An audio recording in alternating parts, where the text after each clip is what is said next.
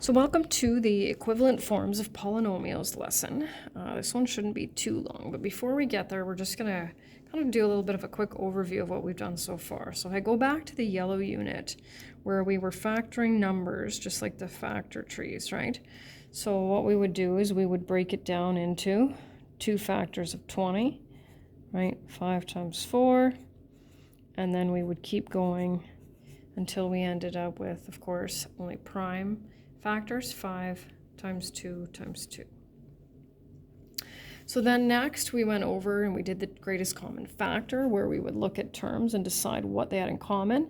And so what divides evenly into 6x squared and 6? Well, that's the 6.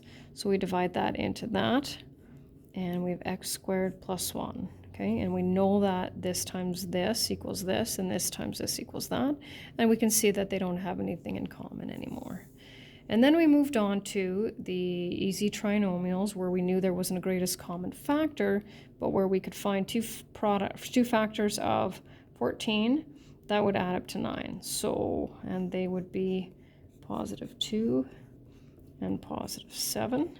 And we know by multiplying these two binomials that we can get back to that as well, right? X times x is x squared, 7x plus 2x equals 9x, and 2 times 7 equals 14. And then we discovered that we can combine them together by starting with the greatest common factor, and then looking at that, and I kind of compare it to that 4, right? So we broke it down into the 5 times 4. We realized the 5 was still the same, but we could keep going with the 4. That's what this looks like. So then we have the 10, and so what two numbers give us a product of 12 and a sum of 7? Well, that's positive 3 and positive 4. And so that's where we are now with the factoring. So what we're going to do before we move on to the next factoring type is we're going to look at one way that we can check to make sure that they're equal, or to their equivalent. And so, to be honest with you, this method, even though it works very well, is very time consuming, but it does say that we're supposed to look at verifying, so of course that's what we'll do. So if we look at x plus 6 times x plus 2 and x squared plus 8x plus 12, how do we know that they're equivalent? Well, you would factor that to get here and multiply this to get here. Is there another way? Well, there is. So if we choose a value for x, so something that we can substitute, what do you think would happen if we substitute 1 in place of these x's and 1 in place of these x's? What should happen? Well, we should arrive at the same value for the polynomial. So that's the x squared plus 8x plus 12, as well as the factors. And so let's test that theory. So here's the polynomial. We'll substitute 1.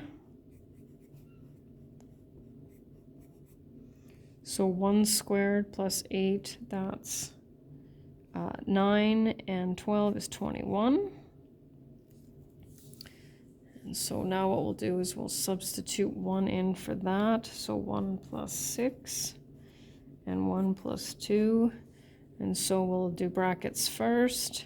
7 times 3 is 21.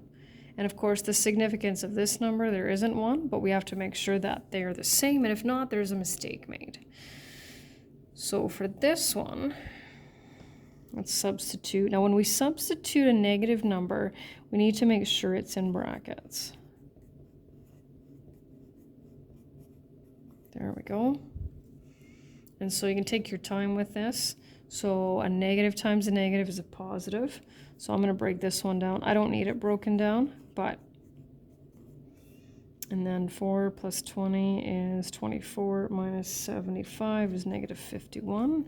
So now we need to factor that. So I need to find two numbers that will multiply to negative 75 and add up to give me negative 10, because I factored the first one for you. And that will be n minus 15, n plus 5. And so now we'll put that negative 2 in place of the n's. And we'll do brackets. And oops. And that is all.